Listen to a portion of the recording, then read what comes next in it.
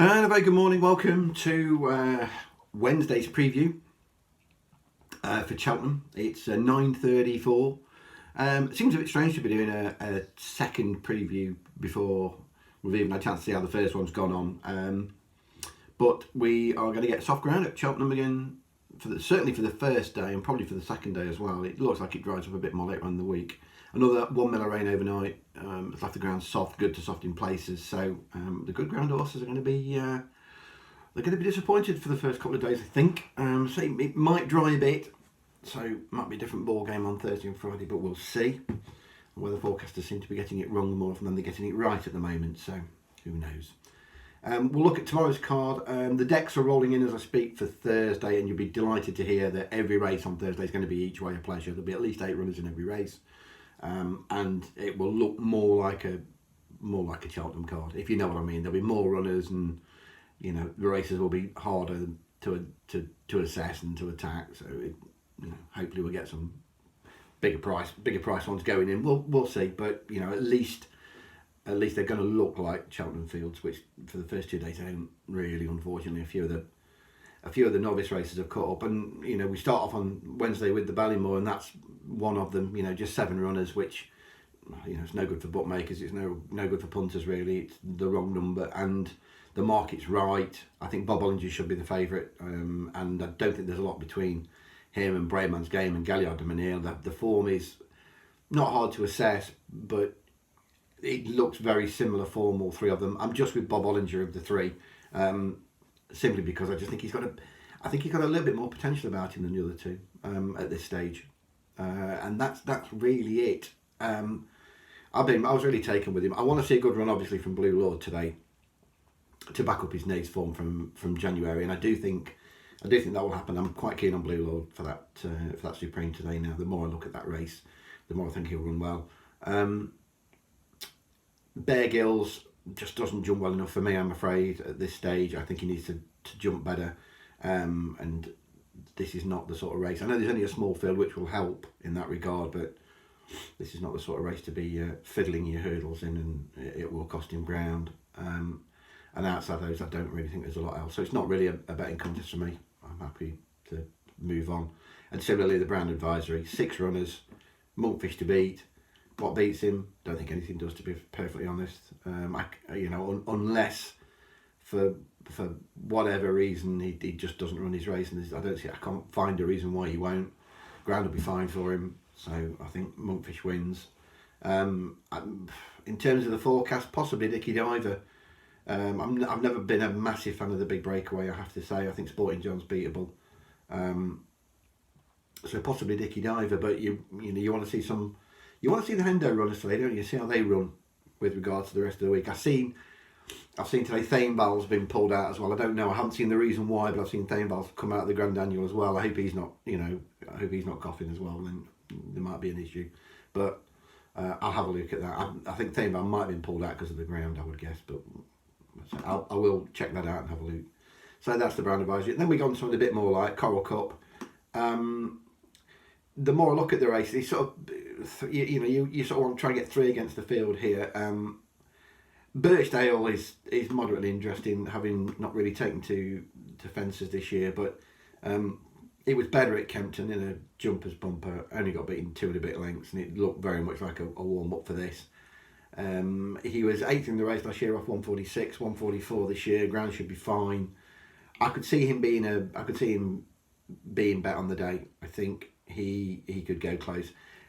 Unfortunately, the other one I like is Nicky Henderson's as well. Monte Cristo, who hosed up at Kempton. He came in with a bit of a reputation. He went off 10 to 11 for his juvenile contest at Cheltenham last year when he was well beaten by Galahad Quest. He was just a little bit keen in the paddock that day, from what I remember from my notes. But he's progressed since then, and it just looked like it had all clicked with him at Kempton. Handicapper stuck him up 12 for that, but that might not be enough. I think he's one that's got lots left to come. And the more I look at the race, the more I think Garo de Julie, you're going to get 50 and 66 about him, and he might be the one for extra places because Felix de Jars is going to ride him cold. I think he's very much Felix's way to ride horses out the back, out cold. he's got enough good efforts around Cheltenham, you know, to sort of think that I know he's been racing in France for the last sort of 6-7 months or so, but the ground should stay on the soft side for him, which he needs. And he likes to creep into races. He did it round here a time or two in novice chases and the like, you know, where he sort of come up against good ones. Never really been competitive, but run on from the back into the places. And it might well be the same tomorrow in this Coral Cup. He'll get a decent pace. He will stay this trip. As I say, I don't think he can win, but he'll be given the sort of ride for the places that, you know, at a big price, because you're going to get how many places on this tomorrow? You know, you've got what, 25, 26 runners, so you're going to get, you might get 8 places in a place, you know, and he's the sort to back 7-8 places and just watch him creep through the beaten ones in the final half mile. I think he's quite interesting, but I think Birchdale of those three is the interesting one at the moment. The Queen Mother,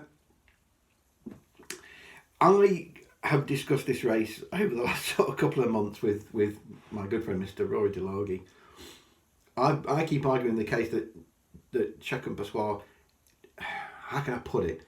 He doesn't make mistakes, but the propensity to make a mistake is there with him, I always think. What you watch some of his races back, there's always something in a race that sort of makes you think, oh, good job you got that right, because it could have ended in disaster for you. You know, last year I thought a couple of times he was slow away from the back of his fences. This year his jumping has improved, but you know, you still watch him and there are little small errors, nothing major. You know, there's always one fence there where he's not that clever at and he's not that fluent at, and you only need one fence in the champion chase for you to go wrong and you're on the back foot and you're in real trouble.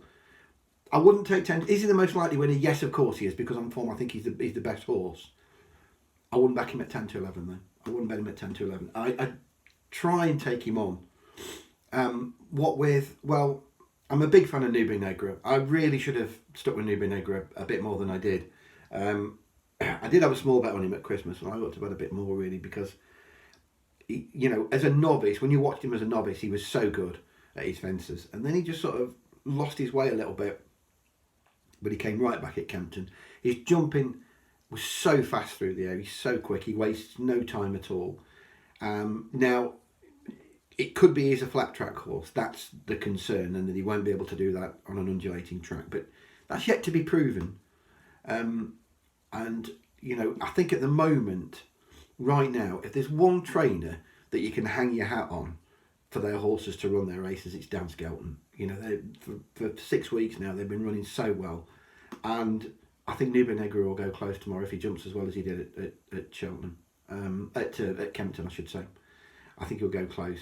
Now, arguably, if he keeps drying up, you can give Rouge Vif a chance as well. But he does need it to keep drying. I don't think he'll want soft. He needs some sunshine to come out today and tomorrow morning to dry it up a little bit, because, you know, some of his efforts, he beat Nube Negra when I really fancied Nube Negra at Warwick back in 2020 in the what's it called, not the Rising Stars, the Kingmaker.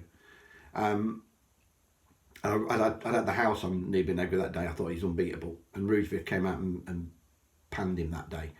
And then, you know, Rouge Vif since then sort of staying on third in the Arkle on soft ground that wouldn't have suited him, and then a really impressive display in a handicap at the beginning of the season, where he get carried tap weight and thrashed him. He beat Western Miller, and we'll be coming back to Western Miller in a moment, and the rest of them.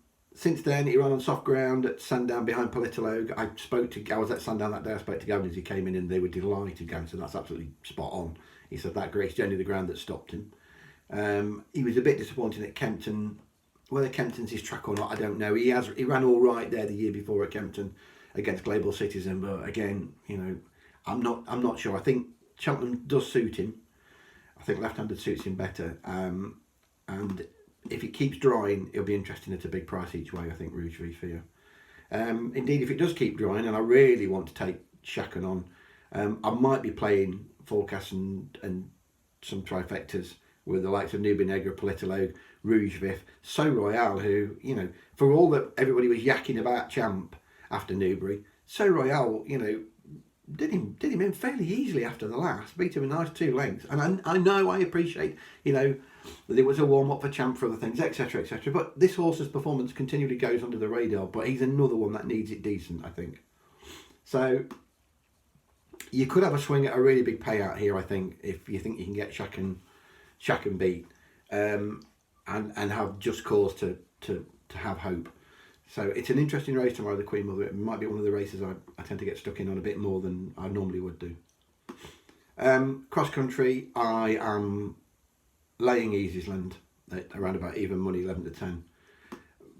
Just on the basis of, that was a moderate comeback in November. David Cotton's not had the greatest of years. I think he's only had about half a dozen wins since the turn of the year. And where's this horse been since November? When he won here last year, he'd had a run the month before. In fact, he'd had a run about 4 weeks before, where he'd won nicely at Poe. Then he came to Cheltenham, thrashed Tiger Roll. Where's this horse been since? The prep doesn't look right to me. I could be wrong. And Jonathan Plugenew's off, Felix de Jars on, which probably means he's going to get a quieter ride out the back, and I'm not sure that suits either. So I'll be taking him on. Again, is he going to dry up? If it dries up enough, then I'm with the Kings. I'm with Kingswell Theatre, and I'm with King's Temptation at prices here.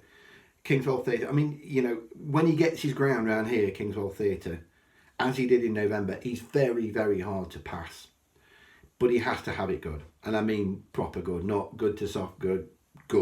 So it's never as bad on the cross-country course as it is on the main course, because they don't water and it does dry quicker.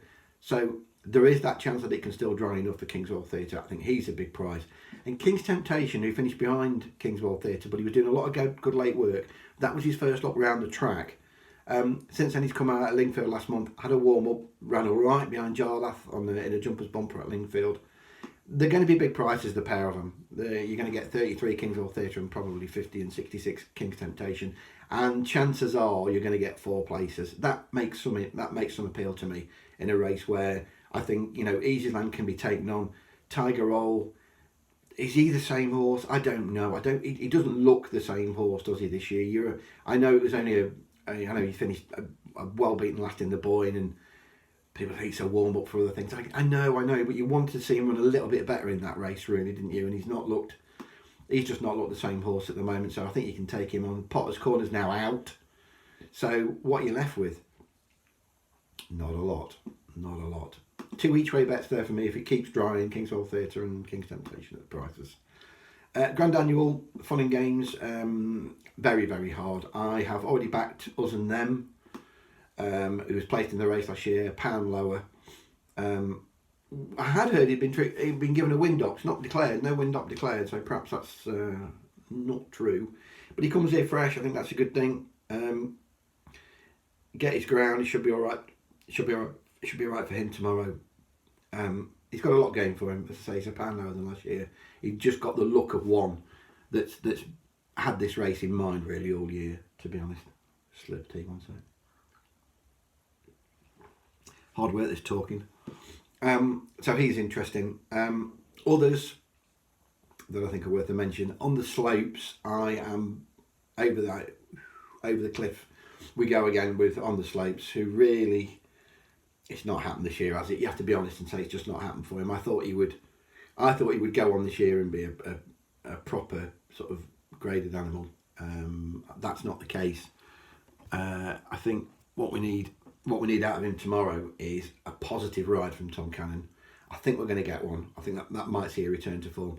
His form here behind Simply the Bets last year in 2020 is still a really good piece of form, and he went on from that to win a couple of novice chases at Kempton, and he looked a really good horse. Just not happened yet this season for him. This is second time off a wind up. That's the good thing, which is always a positive.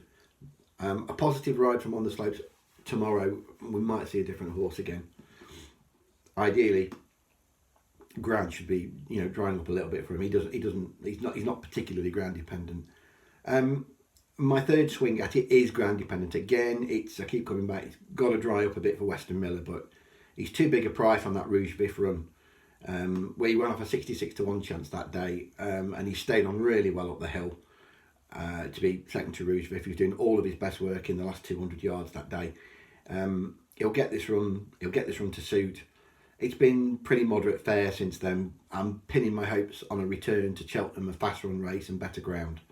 But you're getting 50 to 1, and you're going to get how many places again? 6 and 7 again tomorrow. So he's the sort of horse to back with the extra places if it keeps drying up.